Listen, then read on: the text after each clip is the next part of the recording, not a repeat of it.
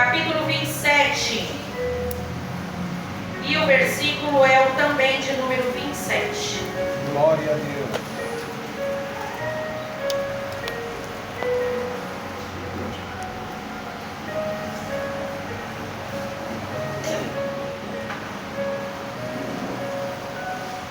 Espero, meus irmãos, que tenha ficado bem entendido a todos que ovo de chocolate você pode comer feliz. Aliás, feliz mesmo se você pode consumir açúcar, fica bem feliz, tá? Pode comer. Você tem ainda dinheiro, cacife para comprar, melhor ainda, porque o negócio tá feio, tá caro. Mas atrelar isso à Páscoa, ou deixar com que nossos filhos, as crianças, tenham isso como uma verdade, acho que foi bem claro aqui a palavra da presbítera, né? Então, que nós tenhamos isso em mente. Por quê, queridos? Páscoa não pode cair em simplesmente um feriado onde eu não vou trabalhar porque é sexta-feira santa. Isso é cultural também. Para nós é uma sexta-feira. Sexta-feira que nós nos lembramos que Jesus, na cruz do Calvário, entregou sua vida por nós.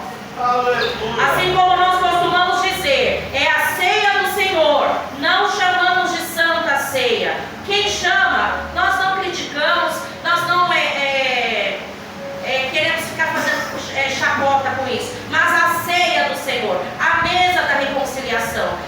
Queridos, a Bíblia diz que santo é o Senhor. Ele é santo. E é santo dos santos. Agora aqui na terra ele também nos chama para ser santo. Amém. E aí a hora que você olha para você e fala assim, então agora acabou para mim. Porque eu sei que santo eu não sou. Culturalmente a gente também atrela essa questão do santo. Ah tá, agora quer ser santinho. Porque a gente entende que santo é aquele que não tem mácula, é aquele que não tem mancha, é aquele que é separado. Separado. Então, quando o Senhor nos chama para ser santo, Ele sabe quem nós somos, Ele sabe do que nós somos capazes, e que a nossa luta maior não é com quem está do lado de fora, é com quem está do lado de dentro. A luta maior do cristão em relação à santidade está em si mesmo. Por isso que Paulo escreveu que o bem que ele queria fazer, ele não fazia. Todavia, o que ele sabia que não era para fazer, era o que a carne dele tinha mais vontade de praticar. Então a questão da santidade, meus irmãos, é para todos nós. Às vezes nós queremos, veja só, cobrar uma postura dos líderes da igreja. Não, mas você é pastor. Eu não. Vamos entender uma coisa, nós somos cristãos. Se você é cristão, se você professa Jesus como teu Salvador, se Ele é o dono dos teus dias, a palavra santidade é para você também. Aleluia. Independente de você ser alguém que ocupa algum tipo de cargo dentro da igreja. Óbvio que se você vem acima de uma tribuna, se as pessoas estão vendo você em cultos, trabalhando e falando a palavra, é óbvio que elas vão esperar de você uma determinada postura. Mas aí eu estou falando de postura que é para você que não vem aqui, que não pega no microfone, que não prega, que não canta, que não faz nada aqui, aparece aqui, então você não precisa de postura? Precisamos. A palavra santo, ponha isso na sua mente, é ser separado. Então para nós, a sexta-feira, ela não é santa. Para nós, a sexta-feira é o dia da memória, é o dia em que eu me lembro, o meu herói, sem olhar quem eu sou, sem olhar a capacidade que eu tenho de ser tão bonzinho em um minuto, no outro eu posso fazer uma atrocidade. Por quê? Porque eu sou ser humano. Por quê? Porque a minha natureza é adâmica. Adâmica por quê? Porque quando o Senhor criou Adão e Eva lá no Éden, quando Ele fez o homem e soprou nas suas narinas Ele mesmo para dentro do homem, o fôlego da vida dele para dentro do homem, depois Ele tira a costela, faz a mulher. Feliz dia das mulheres, irmãs. Ele simplesmente cria a obra-prima. Ele já tinha criado tantas coisas sem colocar a mão, mas quando Ele foi criar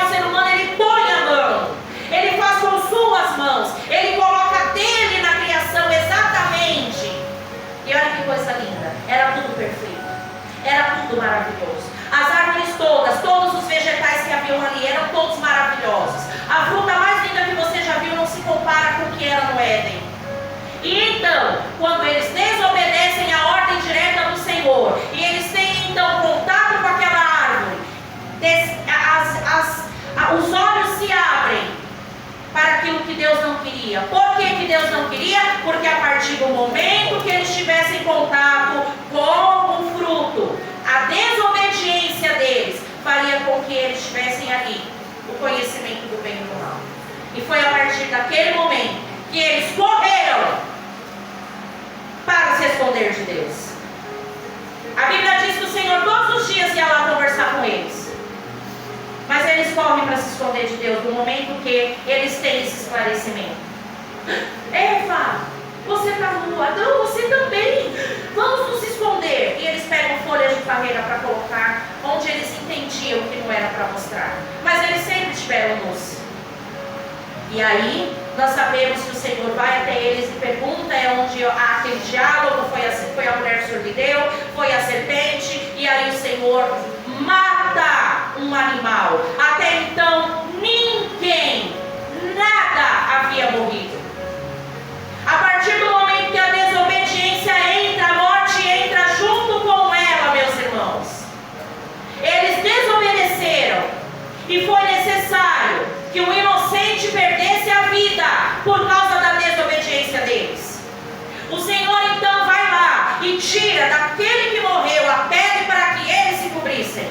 Eles já estavam cobertos. Você já parou para pensar nisso? Eles já estavam cobertos. O que não faltava no Éden era folha. Tudo bem que agora elas iam começar tudo a morrer, né? A morte entrou. O leão estava lá feliz com a zebra, então, né? Tão lindo esse jardim aqui, né? Nossa, zebra, você está com um cheiro diferente. Cheiro do quê? Não sei não, mas está dando uma vontade aqui no meu estômago. O leão não sentiu o cheiro da zebra até então. A cadeia alimentar tinha sido inaugurada. Mas no momento que a desobediência entrou, a morte entrou junto com ela. E ele teve então que começar a se alimentar daquela carne. E então herbívoros passaram desde então a vida tendo que ficar prestando atenção se o carnívoro chega ou não. O animal que perdeu a vida foi o primeiro a morrer, para a pele cobrir, esconder a vergonha daqueles que desobedeceram. Acho que dá para você começar a relacionar já, né? Um teve que morrer, um precisou derramar sangue para encobrir o erro do outro. E a partir de então, todos os sacrifícios que eram feitos era para perdão de pecados. Mas era um perdão que depois, no mês seguinte, deveria ter sido feito de novo. E assim, toda a vida, eles tinham que sacrificar, e sacrificar, e sacrificar. Por quê? Porque toda a vida o ser humano peca. Então toda a vida dentro da cultura e dos ensinamentos do Senhor, ao longo da leitura, a gente está lendo Gênesis, e a gente tem visto, tudo vai se encaixando. Então, tem que ter derramamento de sangue para quê? Para que o pecado seja perdoado. É verdade. Chegamos lá em Êxodo. Eles já praticavam tudo isso, só que escravos. Só que sofrendo nas mãos dos egípcios. E então, na última praga, o Senhor ordena que o inocente fosse morto, o seu sangue aspergido, retirado, imagina cortar e deixar o sangue vazar numa vasilha. Aquele sangue deveria ser pego pelo sacerdote. Quem é sacerdote aqui? Levanta a mão. Aleluia. Glória a Deus. Agora eu vou perguntar melhor. Quem é sacerdote do lar aqui? Levanta a mão. Glórias a Deus. Ah, homens, é isso. É isso mesmo. Toma posse, viu? Da sua responsabilidade. Olha o que o sacerdote do lar fazia. O sacerdote do lar, na ordem que Deus deu para a última praga, que era a pior de todas, sacerdote, você vai imolar o cordeiro, aspergir o sangue dele, pegar o sangue dele, a sua esposa, ela vai preparar esse cordeiro da seguinte forma, e Deus deu todas as diretrizes, eu quero mel na mesa, eu quero pão sem fermento, eu quero erva amarga, eu quero suco de uva, para nós, né, era o vinho. Ele foi dando todas as diretrizes. Mas o sangue você vai reservar e vai passar nos umbrais da porta. E ele, o sacerdote, não era a mulher não, era o sacerdote. Tinha por quê? Quem é que protege o lar? Sacerdote. É o sacerdote. Ele pegava ali então e passava esse sangue. Ó, nos umbrais da porta. Porque à meia-noite o anjo da morte viria para ceifar a vida de todo o primogênito no Egito. Não era dos egípcios, no Egito. Quem tivesse lá no Egito e não tivesse a marca do sangue, seria levado o primogênito daquele lar.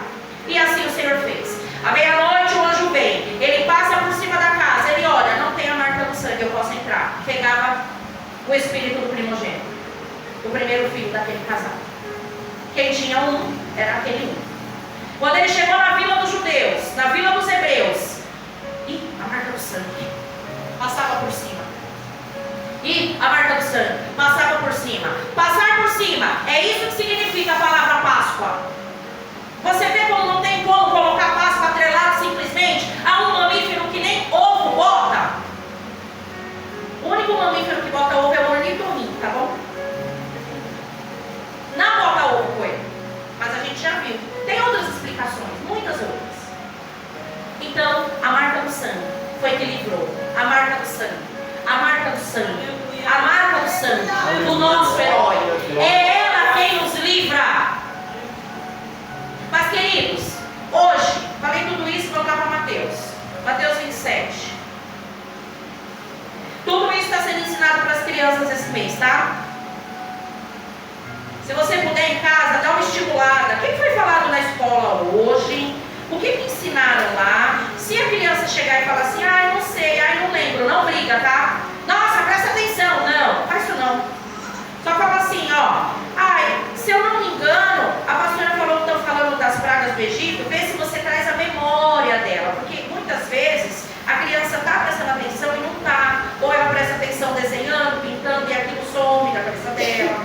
Então, com sabedoria, estimula, fica perguntando para ela para ver o que ela coloca e te ensina, porque criança ensina bastante, gente. Mateus 27, 27, o nosso Jesus lindo e maravilhoso, nessa ocasião, Mateus vai escrever aqui, relatar que Jesus, então, ele havia sido preso, né?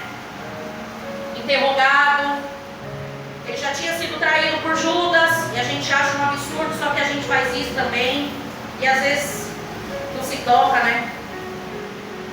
Judas já tinha se suicidado, Pilatos já tinha interrogado Jesus, e ao interrogar Jesus, eu acho lindo, porque no 27, 14, não precisa colocar, se você tiver que abrir aberto, você só vai lá, está dizendo assim, Jesus, 14, nenhuma palavra lhe respondera, de sorte que o governador estava muito maravilhado. O governador estava questionando Jesus, Pilatos, muito maravilhado com a postura de Jesus. Meu Deus. Aí, no 27, nós temos assim, não sei na sua Bíblia, na minha, a zombaria dos soldados. E logo os soldados do governador, conduzindo Jesus à audiência, reuniram junto dele toda a corte. E despindo-o, eu acredito que aqui Jesus ele ficou só com o que tapava seus genitais. Eles despiram Jesus. Para um homem judeu, isso já bastaria para qualquer homem, né? Dentro de uma condição daquela. Despir-se violentamente diante de tudo aquilo. Esse foi o nosso Jesus quando estava indo na cruz por minha causa. Por minha causa. Ó, eu vou dar um exemplo bem bobo. Se eu pedir alguma coisa agora para a Daiane, ela levantar, porque eu pedi, ela tropeçar e cair, eu já vou ficar tão constrangida. Porque foi porque eu pedi que ela levantou e veio. Aí ela cai, eu vou ficar super constrangida. Não é para constranger a gente, minimamente, a gente pensar que Jesus começou passando por isso e a culpa é minha? Meu Deus. A culpa é sua? A culpa é nossa? A culpa é da humanidade? Ele foi despido. Aí a continuação diz assim: e despindo-o, cobriram com uma capa de escarlate, uma capa vermelha, e tecendo uma coroa de espinhos, puseram-lhe na cabeça, e em sua mão direita uma cana. Então, ajoelhando diante dele, o escarneciam, dizendo: salve, rei dos judeus. Quando a gente vê isso nos filmes,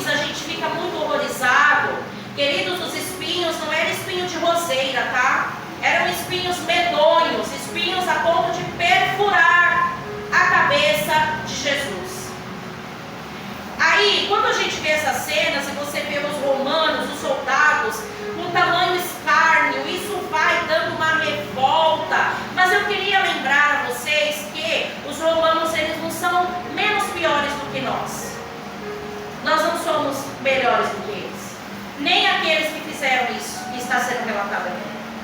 É a nossa condição humana. É a nossa condição humana. E todos os dias, quando eu prefiro a minha verdade, eu estou escarnecendo do Senhor. Todos os dias, quando eu prefiro o meu querer, eu também estou colocando esses espinhos na cabeça do mestre. A atitude não muda.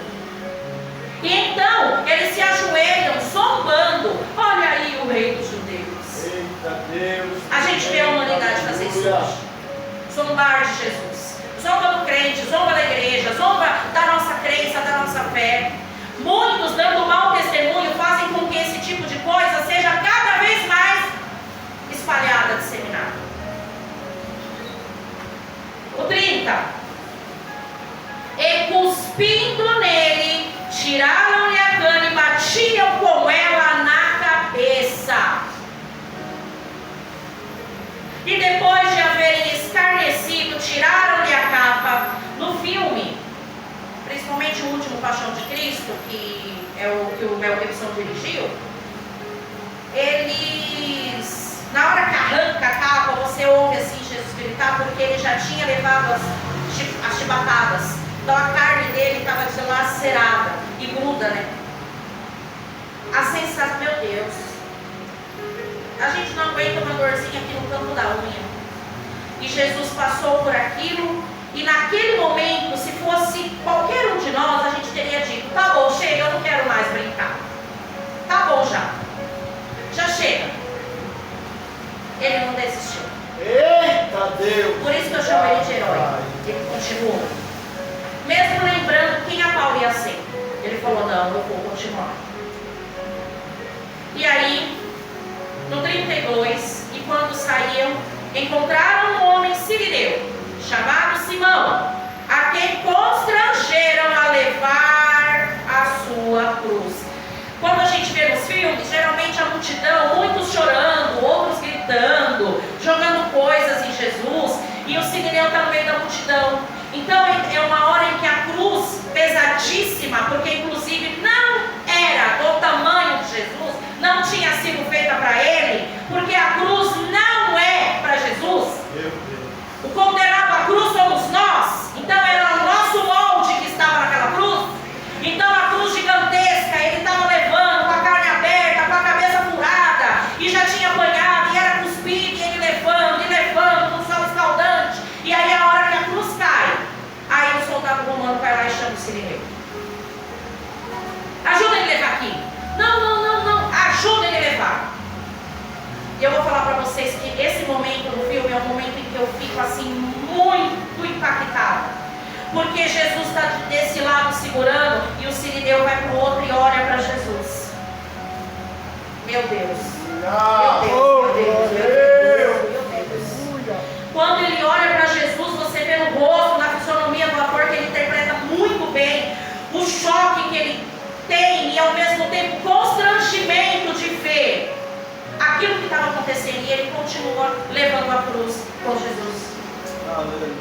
E aí aqui diz que no 33, e chegando ao lugar chamado Gólgota, que se diz lugar da caveira, era um lugar de morte, lugar da caveira, deram-lhe a beber vinagre misturado com fel, mas ele provando não quis beber. Aí você pensa, é óbvio, como é que você vai querer beber vinagre com fel?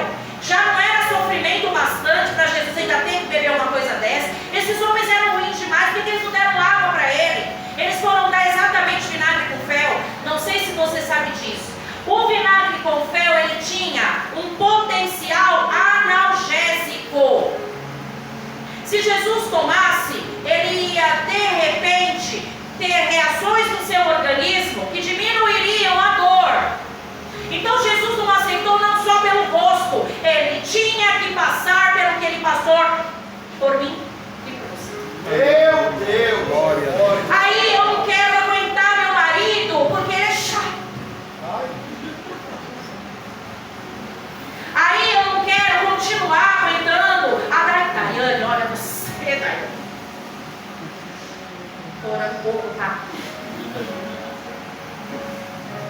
Jesus preferiu não ter a dor anestesiada por mim e por você, mas a gente não suporta o nosso irmão.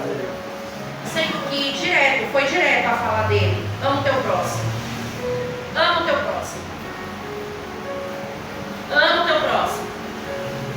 A gente acha mais fácil falar que ama o próximo que está sujo na rua. E aí a gente fala: ai Senhor, eu queria tanto fazer algo por você.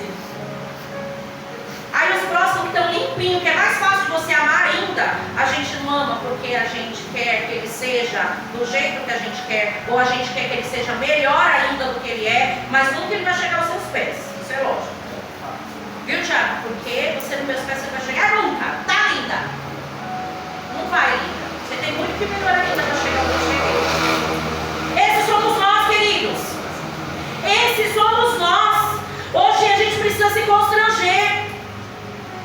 Mas não é porque eu estou falando porque é bíblico. Eu preciso me constranger. Jesus, ele está mostrando para mim e para você o caminho do Gólgota, que nós precisamos dele juntos. Jesus é a aliança entre você e eu. Aleluia. Jesus é a aliança entre você e Deus. Tem um cântico tão antigo que a gente cantava. Lembra? Jesus, só os dinossauros na fé. É a aliança entre você e eu. Hoje ele te chama para renovar. Hoje ele te chama para restaurar. Hoje ele te chama para nele derramar. Aleluia. Jesus é o caminho do Gólgota, é um espelho. Eu preciso olhar para esse espelho. Eu preciso ver quem eu sou. E eu preciso desejar que naquele espelho Jesus esteja refletindo. É fácil? Óbvio que não. Não é. Não é fácil porque todo o tempo nós é que estamos no comando. Mas em todo o tempo nós é quem precisamos buscar o comando do alto. Meu Deus. Nós, queridos. Sabe aquela história?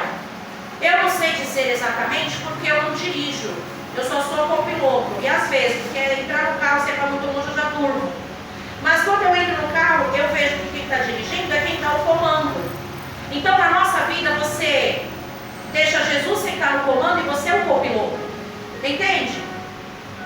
Quem dirige é Jesus. Você vai ficar, é o mesmo carro, é o carro da sua vida, mas quem está dirigindo é Jesus. Por isso, ele vai ter que dirigir e levar esse carro para onde ele quer. O problema é que muitas vezes a gente fica assim, ó, que nem quando a pessoa que está no lado do passageiro também sabe dirigir. Aí ela fica, cuidado, a breca, nossa, você não viu? Ixi, fechou o carro, você prestou atenção, que não sei o que lá, você fica dando pitaco. Não é assim? É Deus. O máximo que eu falo é falar assim, ó, ai, chefe, que foi, Paulo? Eu tô vendo.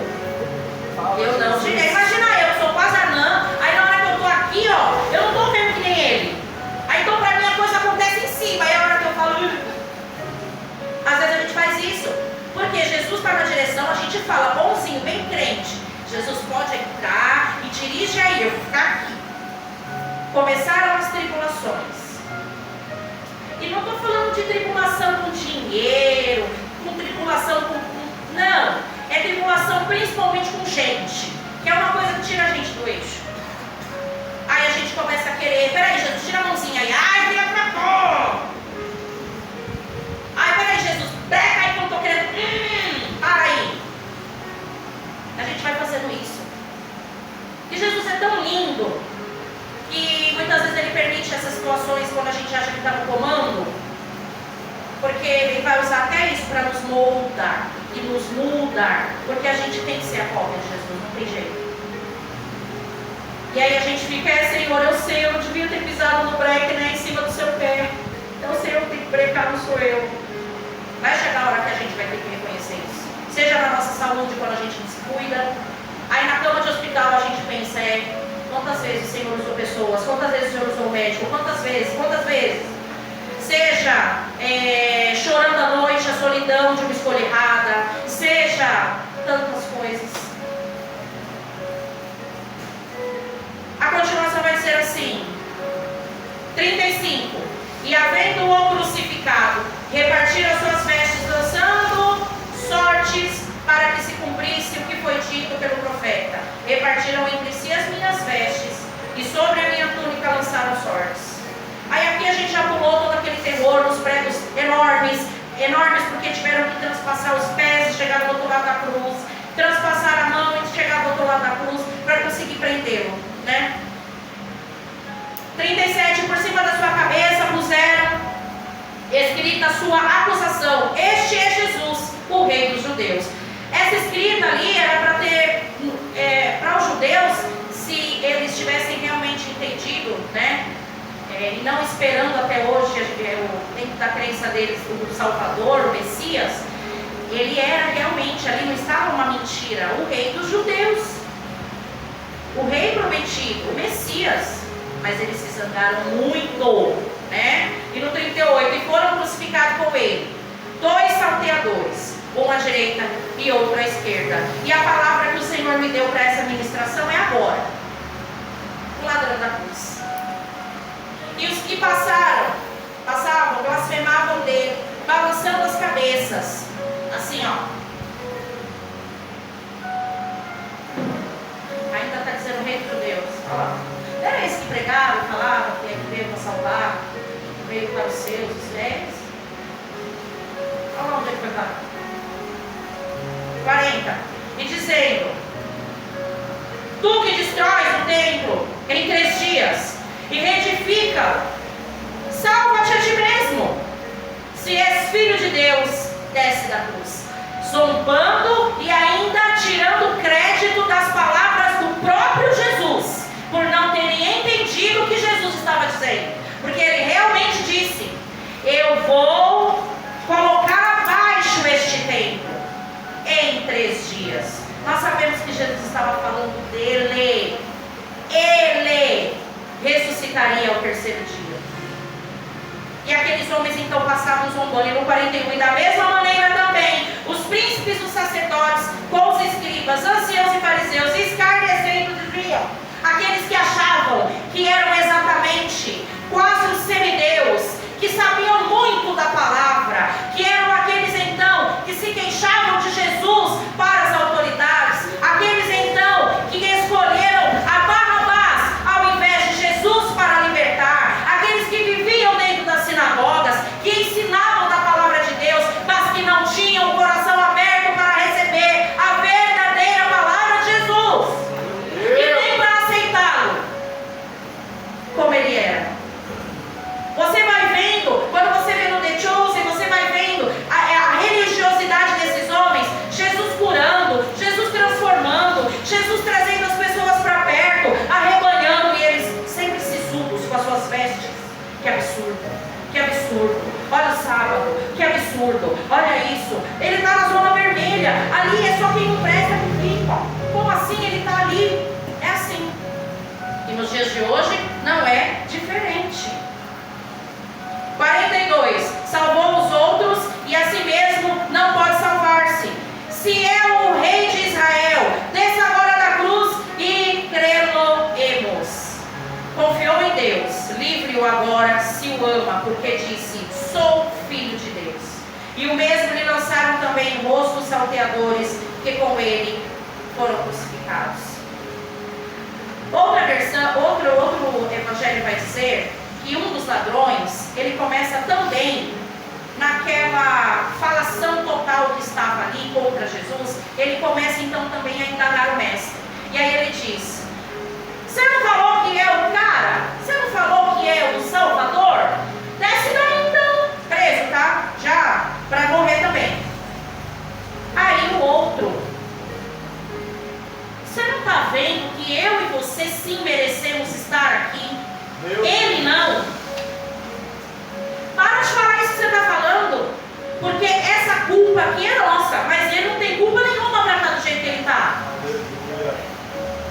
E aí, eu vou conjecturar aqui que a fala a seguir desse salteador, desse que estava também crucificado ali, só ouvido de alguém que no mínimo tinha ouvido falar de Jesus.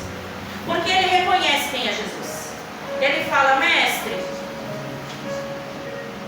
lembra-te de mim quando você entrar no meu reino. Lembra-te de mim quando o Senhor chegar lá no seu reino. E então Jesus vira para aquele moço e fala: ainda hoje, é ainda hoje que você vai estar comigo no paraíso. Não é amanhã, não é depois.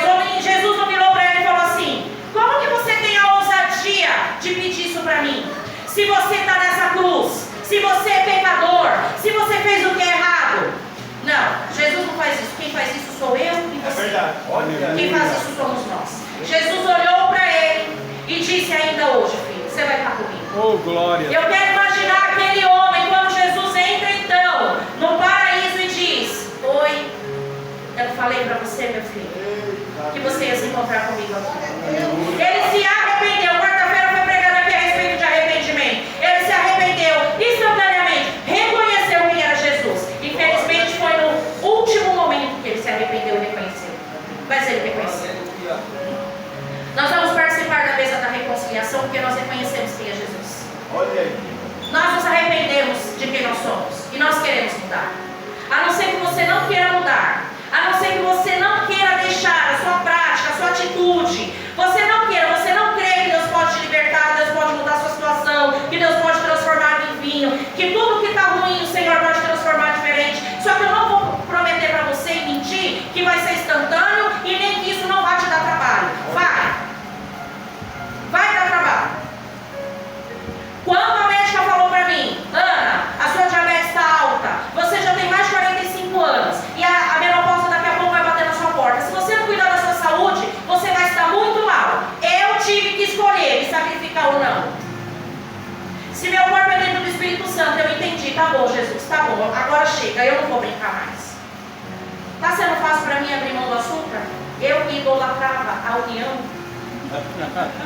Não está sendo fácil. Mas eu estou lembrando o tempo todo das palavras daquela médica e do quanto o meu corpo precisa glorificar o Senhor. Eu precisei chegar na consequência, antes da consequência pior, para poder cair na real.